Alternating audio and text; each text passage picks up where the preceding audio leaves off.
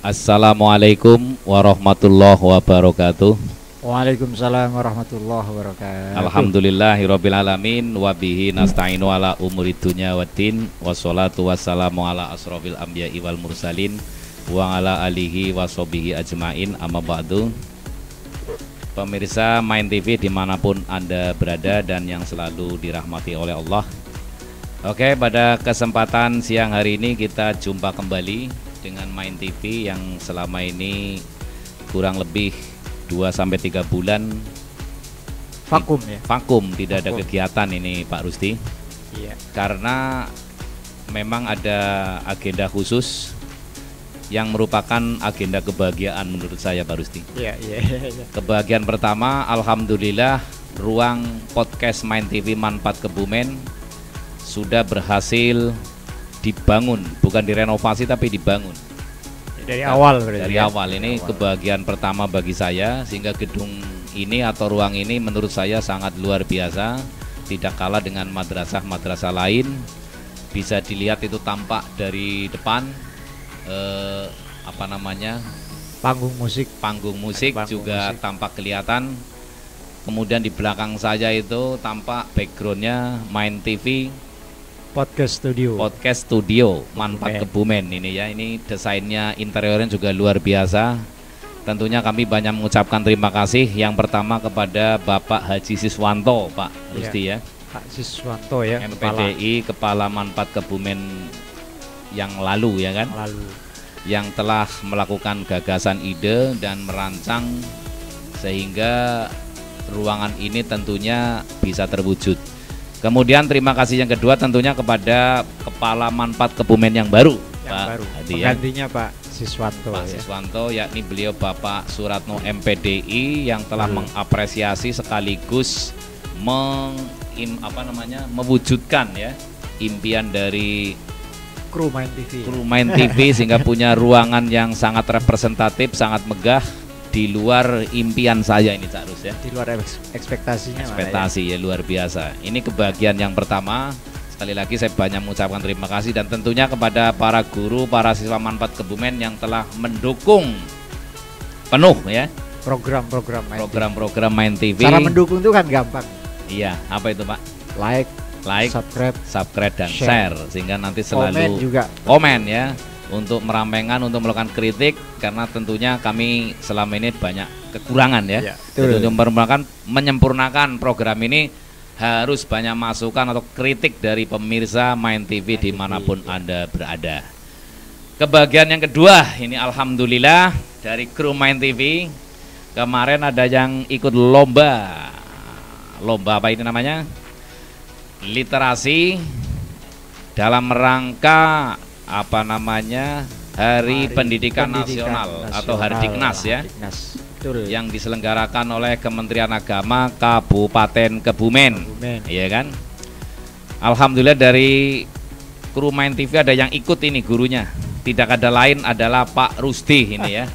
Nah, kami ingin berbincang-bincang, ingin menggali informasi sekaligus mungkin nanti bisa sebagai edukasi bagi kita semua ya. Sehingga bisa menorehkan kejuaraan. Bagi kami sudah sangat memuaskan ya, meskipun baru meraih juara kedua, tapi pesertanya sudah sangat luar biasa ini. Guru-guru guru-guru di wilayah Kementerian Agama Kabupaten Kebumen ini lebih dari 50 ya, peserta ya, guru ya. Dari siswanya sekitar 47 peserta. Oke. Tapi juara 2 itu secara judul itu sangat ya. Ya nanti akan saya tanyakan judulnya apa. Sehingga panitia itu mau nulis judul untuk juara ketiga itu tetap pakai judul juara kedua. Oh begitu ya. Mungkin panitianya itu sudah melihat judulnya saja langsung punya kesan ya. Kesan tersendiri sehingga dalam tanda kutip terpaksa mungkin ya. Oh maaf ya.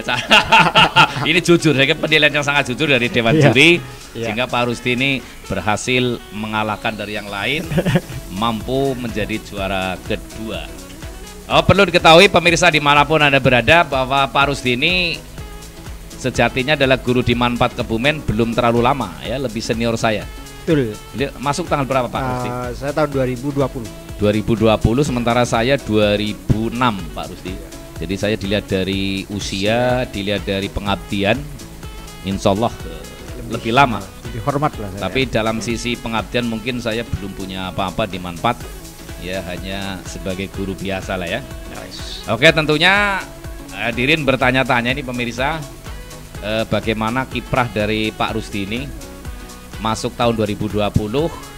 Beliau juga ini apa namanya, saya katakan pakar ya dalam bidang jurnalistik, karena beliau juga sering menulis di media massa yang sangat terkenal ya. Apa Pak? Saya lupa malah ya. Kompas pernah? Dulu. Oh dulu ya. Sekarang enggak ya. Jadi karena sudah ada pendapatan lain yang barangkali lebih baik ya, sehingga untuk media-media zaman dulu ditinggalkan ya, kita hijrah ke media baru yang lain ya. Tapi tetap dalam ruang lingkup atau wilayah media, karena sesuai mungkin hobi beliau ya. Beliau itu alumni dari Institut Universitas Islam Negeri Yogyakarta ya, dulu bernama Yayan Sunan Kalijaga. Iya. Oke, beliau alumni itu dan meraih gelar S1 dalam program studi apa Pak? Tafsir hadis Usuluddin. Tafsir hadis Usuluddin, berarti ahli tafsir ya. Tafsir mimpi ya. Tafsir hadis ya, bukan mimpi ya. Oke. Di samping beliau juga saya lihat dari biografinya itu mendapat gelar Master of Art. Luar biasa ini, saya nggak tahu ini jangan-jangan ini ini mbok hadirin ragu ini ya, saya perlu gali ini, saya perlu klarifikasi. Masternya di mana itu Pak Rusdi? Master of Art. Itu di UIN juga. Oh di UIN ya. Oh iya, di UIN Yogyakarta. Program Interdisciplinary Islamic Studies. Program Interdisipliner Islamic Study IIS ya, luar biasa. Oke, tidak berlama-lama. Jadi terkait dengan ini, kaitannya dengan bincang-bincang ini masalah literasi digital ya. Literasi digital itu literasi ya, dalam Kamus Bahasa Indonesia itu kan yang saya pernah baca itu adalah kemampuan dalam hal membaca, menulis ya. Dalam pengertian mungkin yang lebih umum ya. Kemampuan dalam bidang membaca, menulis, mungkin dikembangkan, menghitung dan sebagainya ya kan. Berbicara termasuk ya. Kemudian literasi juga dibagi menjadi beberapa bagian. Kalau menurut sumber yang pernah saya baca itu dari kompas.com kalau tidak salah, satu adalah literasi dasar, kemudian yang kedua adalah literasi media, kemudian yang ketiga adalah literasi perpustakaan, keempat adalah literasi teknologi. Oke? Betul. Jadi itu Cak. Sejauh ini ya yang membuat barangkali hadirin bertanya-tanya, literasi itu yang dilombakan ini kalau dalam Kementerian Agama ini sisi mananya Cak? Dari 5 itu ya? Itu bentuknya kan karya tulis lah ya. Oh bentuknya karya tulis itu ya? Esai ya? Oh iya. Tapi prinsipnya kan orang nggak mungkin hanya menulis kalau dia tidak mengamati, tidak membaca. Jadi orang itu baru bisa menulis banyak tergantung dengan seberapa banyak dia membaca, seberapa banyak dia mengamati. Karena itu dalam seorang jurnalis yang baik itu dia akan menulis, dia akan membaca, diibaratkan itu dia membaca 5 buku untuk menulis sebuah tulisan. 5 buku baru menulis sebuah tulisan ya. Karena asumsinya itu yang dia baca harus lebih banyak dari yang ditulis. Jadi menulis itu sebenarnya produk akhir daripada literasi. Ya, maksudnya harus ada proses membaca mengamati, ya kan? Berdiskusi. Oh iya. Jadi bukan peristiwa tiba-tiba itu ya? Bukan. Oke, luar biasa ini ya. Harus dari sana dulu. Mengapa dunia literasi itu perlu digalakkan, Cak? Ini kan apakah karena lemahnya literasi bangsa kita atau bagaimana itu? Ya kalau dari sudut pandang agama iya jelas orang harus membaca itu kan, kata sebagian pendapat wahyu pertama itu saya tidak langsung adalah motivasinya literasi, membaca. Oh, membaca ya. Harus dibaca ya, macam-macam.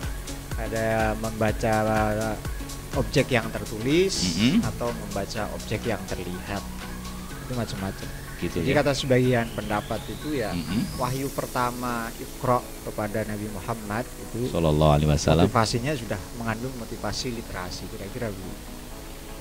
Ya jelas dong, harus orang itu harus kaya literasinya, harus banyak membaca. Sebab tanpa memperkaya literasi, kita hanya diam saja, maka kan kesempurnaan kita itu jadi berkurang katanya. Berarti literasi itu bagian dari hidup ya. Bagian dari hidup pasti. Bukan lagi kewajiban ya. Bukan lagi kewajiban. Tapi sebuah tuntutan hidup. Iya. Eksistensi hidup itu harus Betul. literasi itu merupakan bagian yang tak terpisahkan ya. Oke. Cuma masalahnya kan orang ini Pak Aryono, Iya. kadang literasi itu hanya membaca, hanya menulis dan seterusnya. Padahal aspek dari literasi itu kan banyak sekali. Itu tadi bagaimana kita berkomunikasi dengan orang, itu juga bagian dari sisi-sisi literasi itu sendiri. Mencipta itu bagian dari sisi literasi. Iya, oke. Ini sementara saya kutip ini dari Education Development Center EDC, memahami literasi lebih dari sekedar kemampuan baca tulis. Iya. Ya, jadi literasi adalah kemampuan individu untuk menggunakan segenap potensi dan skill ya, keterampilan yang dimiliki dalam hidupnya. Sejalan dengan kemampuan tersebut, ketika seseorang dapat memaknai literasi, seseorang dapat membaca dunia. Nah, luar biasa ya. Jadi membaca dunia itu tidak lepas dari kemampuan seseorang dalam berliterasi. Oke, dari lomba kemarin yang diselenggarakan oleh Kementerian Agama Kabupaten Kebumen dalam rangka Hardiknas, ya. Pak Rusdi kan menulis judul literasinya itu, lombanya bukan literasinya, maaf ya. Lombanya adalah tentang apa, Cak? Tentang menjadi guru inspiratif di tengah godaan materialistik. Jadi guru inspiratif di tengah godaan materialistik. Wah, ini perlu kajian yang mendalam ini ya. Perlu ditafsir ya. Perlu multitafsir ini ya. Jadi guru inspiratif di tengah godaan dunia yang materialistik. Ini maksudnya apa ini? Anda mempunyai ide atau apa ini kalau dalam sebuah esai ini? Ide atau ide utamanya lah ide utama itu ya, tema ya. Itu saya cerita naskah yang melatar belakangi atau apa itu setting dari ide ini muncul itu, Cak. Oke, yang pertama itu kan saya tidak tahu kalau Kemenak itu mengadakan event. Oh, nggak tahu ya? Iya. Berarti kurang literasi. Atau kurang sosialisasi, informasi ke kita, sehingga kita tidak tahu. Jadi terus akhirnya kemudian dari TU ya, mengabarkan, TU Manfaat Kebumen ya, mengkabarkan Mas Ade lah, Mas Ade Iya, lewat Mas Ade itu ya. Mas Ade kemudian dia kirimkan itu undangan untuk lomba itu, kemudian diminta untuk ikut. Kurang nempel, Cak ya. Ikut itu ya, untuk ikut lomba itu.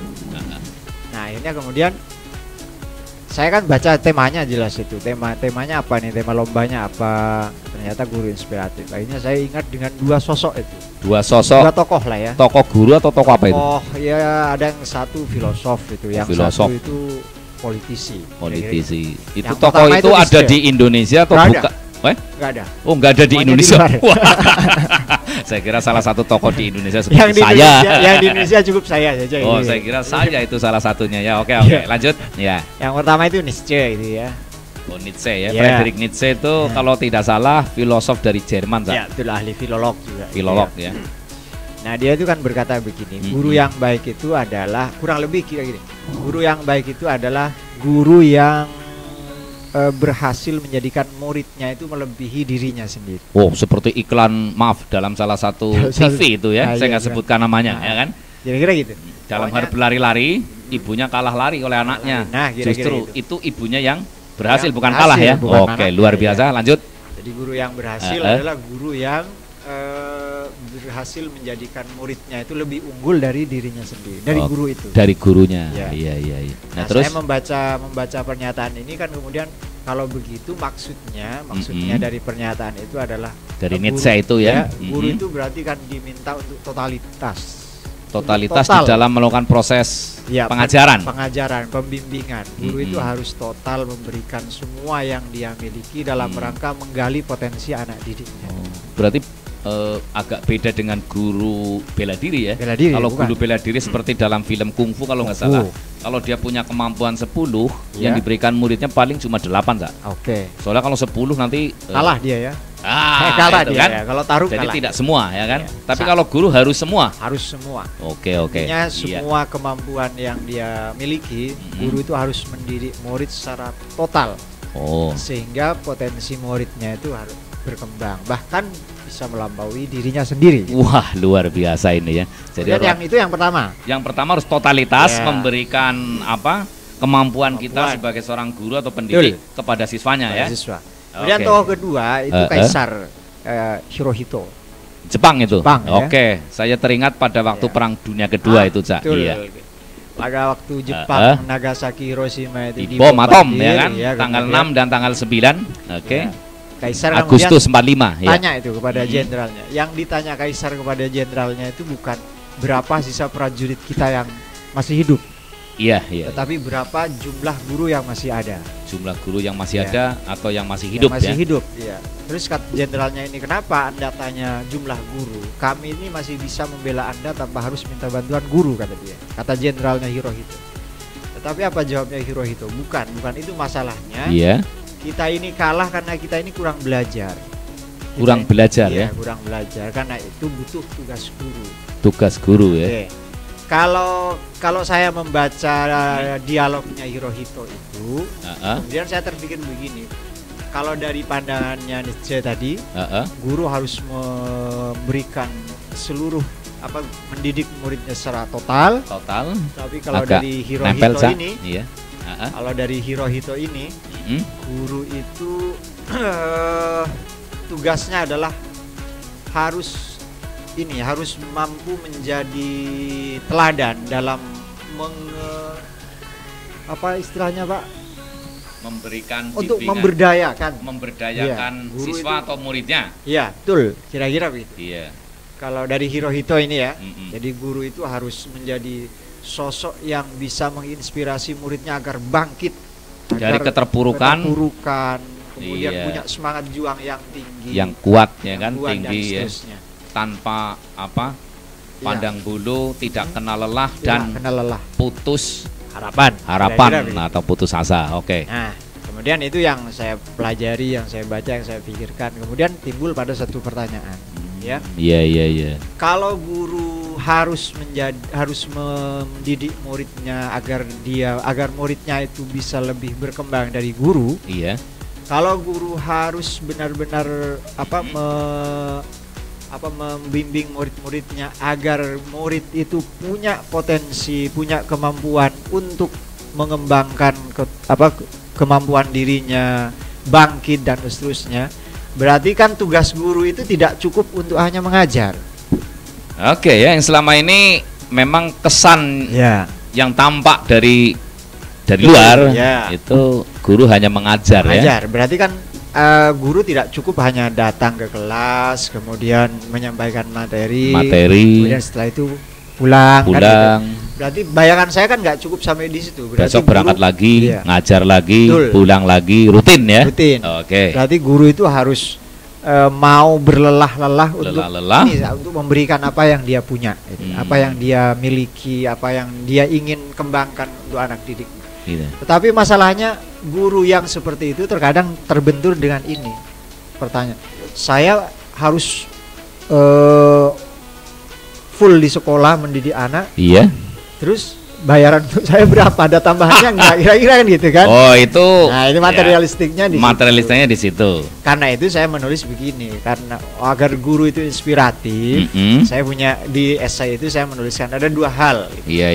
Yang pertama, guru harus menjadi teladan moral bagi murid-muridnya. Teladan moral ya. Teladan moral bagi murid-muridnya. Teladan moral itu meliputi ya semangat berjuang gitu, semangat bangkit dari keterpurukan dan seterusnya, semangat tidak putus asa, itu teladan moral bagi saya. Jadi guru bisa menjadi teladan moral bagi murid-muridnya. Ya, Oke, itu mungkin kemudian, sesuai dengan pesan Nabi malah. Ya. Kemudian ya yang kedua, agar ilarah. Oh bukan. Bukan kayaknya itu. Bukan. Maaf. Beda tema ya ini. Beda tema ini. Tapi masalah akhlak kalau tidak salah. Innama bu'istu li utamima makarimal akhlak. Wah, itu sesuai dengan pesan Nabi. Luar biasa. Jadi guru bisa menjadi contoh ya, moral bagi siswanya. Terus yang kedua, moral itu kadang orang kan moral itu hormat kepada guru, ketemu guru salim. Orang kan hanya mengartikan moral sebatas itu. Artifisial yang bisa kita padahal maksudnya menjadi teladan moral itu kalau kalau saya punya murid, agar murid saya tidak kenal putus asa, saya juga jangan mudah, harus semangat kayak gitu, kira-kira ya? Begitu.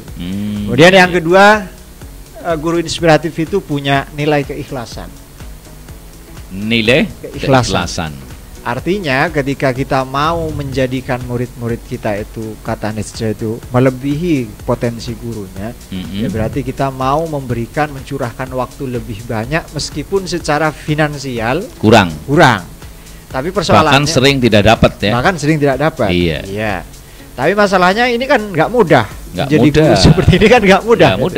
Jadi maaf kan, ya di zaman sekarang itu hitung-hitungnya sudah angka-angka.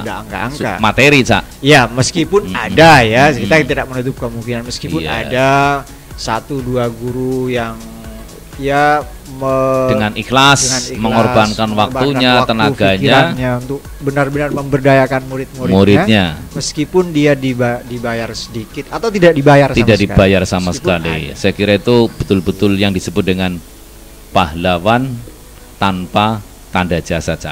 Pahlawan tanpa tanda jasa, pahlawan tanpa nomor rekening, tanpa nomor rekening. Itu justru guru yang sejati seperti ya menurut saya. Jadi memang di era globalisasi ini kan kecenderungan orang itu hidup material ya. Segala sesuatu diukur dengan sisi kebendaan, uang dan sebagainya. Nah, tapi itu nggak jelek ya. Oh, nggak jelek. Jelek. Maksudnya saya menyampaikan ini bukan dalam rangka ini nggak bagus. Saya kira Cak Rusti ingin menjadikan sosok dirinya sebagai guru yang ikhlas tanpa harus dibayar gitu ya. Bukan. Tapi ada pesan lain yang harus disampaikan kepada artinya maksud saya pembaca ya esai itu tentunya. Untuk memberikan seluruh waktu, tenaga, jiwa dan pikiran kita itu bukan perkara mudah. Kira-kira begitulah. Bukan perkara mudah. Kalau untuk saat ini tidak mudahnya apa? Karena akan berbenturan dengan aspek kebutuhan material ya. Di saat situasi kayak kemarin lah corona, kondisi ekonomi bahkan sekarang kan masih belum stabil benar kan gitu. Pasti guru itu pasti akan berpikir, kalau saya misalnya nambah jam lagi untuk membimbing anak sekian, terus waktu saya lebih banyak di sekolah, sementara bayaran saya nggak bertambah. Terus ini gimana? Nah itu kan tantangannya di situ. Iya. Tapi justru kalau kita bisa memanage itu, bisa melakukan itu, ya bagi saya itu guru yang inspiratif. Yang luar biasa, yang inspiratif ya. Iya. Jadi satu tadi teladan moral, yang kedua adalah jiwa keikhlasan. Luar biasa. Jadi guru yang ikhlas. Meskipun saya juga nggak ikhlas, belum punya keikhlasan ya. Seperti yang ada tulisan di es itu ya, belum 100% lah ya. Gitu. Tapi enggak apa-apa, itu namanya kan sebuah gagasan, ide yang harus disampaikan pada pembaca sehingga pembaca punya inspirasi juga. Iya, maksudnya syukur-syukur bisa niru ya kan? Siapa mencontoh. Tahu ada pembaca yang justru mengamalkan itu malah kacau ya. Bukan, malah ada dapat pahala. Pahala biasanya kan itu. Yang kalau kita mengajarkan kebaikan, kemudian kebaikan itu diamalkan, kita juga ikut kebahagiaan. Insya Allah kita dapat amal jariah dari si pengamal itu ya. Kalau sejarawan yang bilang saya percaya kan. Ya bukan begitu, Cak. Ya artinya memang dalam kondisi sekarang guru di tengah kehidupan yang serba material, ya kan, penuh tantangan. Ketika kita mengedepankan aspek satu moral, kemudian yang kedua aspek keikhlasan, dua saja sebenarnya.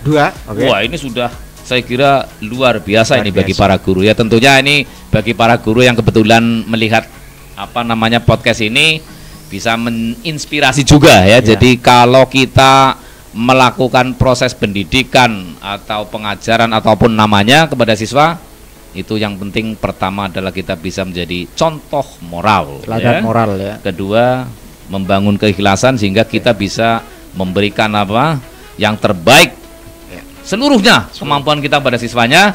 Jangan hanya itu Pak, yang celah yang bisa dimasuki oleh guru itu teladan moral. Teladan moral itu ya. Artinya di zaman sekarang guru itu kan nggak bisa memposisikan dirinya sebagai sentral, sumber utama informasi. Itu dalam esai Anda itu saya sebutkan dibagi dua juga itu. Teladan moral, kemudian kenapa harus ada teladan moral? Alasan saya karena untuk saat ini guru itu satu celah yang belum bisa tergantikan oleh kecanggihan teknologi itu adalah guru harus menjadi teladan moral memang. Yang tidak tergantikan.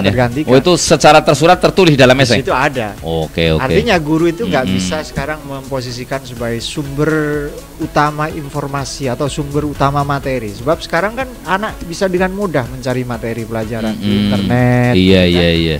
Bahkan ada buku kan, guru posting berdiri, murid searching berlari. Berarti kecepatan murid sekarang mengakses berita itu bisa saja lebih cepat dari guru. Oke, ya kalau dulu kan guru kencing berdiri, murid kencing di berlari. Belakangnya gitu ya. Oh, iya. Jadi memang ada perubahan paradigma terhadap proses kegiatan belajar di era yang serba digital ini ya.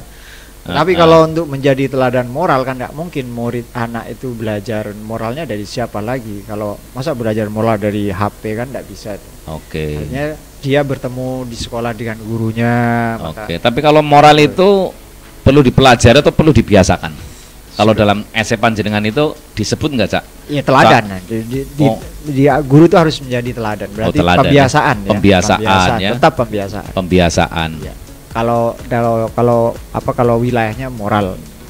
Ada pesan lain selain dua itu, Cak, di dalam esai Anda sehingga kemudian membuat dewan juri ini tertarik sehingga Anda masuk atau pantas ya keluar sebagai juara gitu? Ya mungkin takdir. Menurut prediksi Anda ya? Itu takdir. Kalau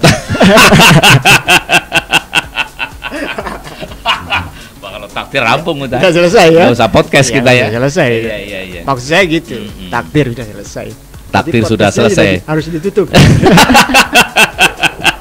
Oke, begitu ya. Gak ada lagi nih. Jadi tulisan Anda yang lain selain ada dua muatan khusus, ya pesan penting yang disampaikan di dalam esai itu terkait dengan moral, kemudian sisi keikhlasan dari guru, sehingga kemudian, nah sisi inspirasinya mana itu kepada siswa? Tadi bagian dari itu yang kemudian menginspirasi siswa, ya? Itu kan guru lah. Itu kan gurunya. Kalau siswa kan ada anunya sendiri. Ada kategorinya sendiri. Oh begitu. Itu kategori esai untuk guru. Esai untuk guru ya. Oh siswa sendiri kalau nggak salah siswa itu sekitar sendiri. 47 ya. Meskipun manfaat belum. Tapi juga bisa juga ini diinspirasi, diapresiasi oleh siswa. Artinya kalau kita mau menjadi manusia inspiratif itu ya pertama ya punya teladan moral, kemudian keikhlasan. Sebab ada pernyataan. Syukur-syukur nanti ada regulasi pemerintah yang betul-betul menjanjikan kepada profesi guru ya kan. Meskipun selama ini sudah lumayan lah ya. Lumayan ya, sudah banyak. Ada sertifikasi, kemudian ada lagi apa itu? P3K ya. P3K ini kan saya kira bagian dari upaya pemerintah ya kan. Ya meskipun dilihat dari sisi sekarang sih ya tetap masih kurang, namanya orang selalu kurang, Cak. Ya, masih kurang. Tapi setidaknya ada perhatian dan syukur-syukur nanti ada perhatian yang lebih bagi guru. Karena guru itu ya kan orang yang pertama kali mencetak peradaban itu. Peradaban, betul. Jadi ada satu kaidah begini. At-thariqatu ahammu minal maddah. Iya. Jadi metode itu lebih penting dari materi. Metode itu lebih penting daripada materi kan. Tetapi wal mudarisu ahamu minat thariqah. Tapi Guru justru lebih penting dari metode. Apa bagusnya? Apa artinya metode yang bagus kalau nggak ada gurunya? Kira-kira kan itu. Ya oke, jadi guru tetap sebuah hal yang diperlukan. Bukan lagi sentral. Sentral dari segala sesuatu yang namanya perubahan peradaban. Agent of change sebenarnya ya. Jadi kalau pemerintah ingin merubah peradaban, harus dirubah dari kayak gurunya. Hirohito ya. Oke, gurunya harus betul-betul diperhatikan, tidak hanya dalam sisi materi saja, tapi harus dicerdaskan sehingga menghasilkan guru-guru yang cerdas, kemudian nanti bisa memberikan pembelajaran pendidikan kepada siswanya sehingga menjadi generasi yang cerdas. Oke, saya kira cukup ya. Wawancara kita, bincang-bincang kita dengan Pak Rusdi. Alhamdulillah sekali lagi saya selaku teman juga mengapresiasi. Mudah-mudahan nanti dalam lomba-lomba berikutnya, amin, selalu dapat juara ya. Tapi juga jangan saya, maksudnya yang lain semua lah ya. Ya, menginspirasi bagi yang lain termasuk saya, Cak. Oke, sekali lagi terima kasih. Demikian pemirsa Main TV Channel yang dimuliakan oleh Allah. Segala kekurangan dan kelebihan itu semata-mata dari Allah. Billahi taufik wal hidayah. Assalamualaikum warahmatullahi wabarakatuh. Waalaikumsalam warahmatullahi wabarakatuh.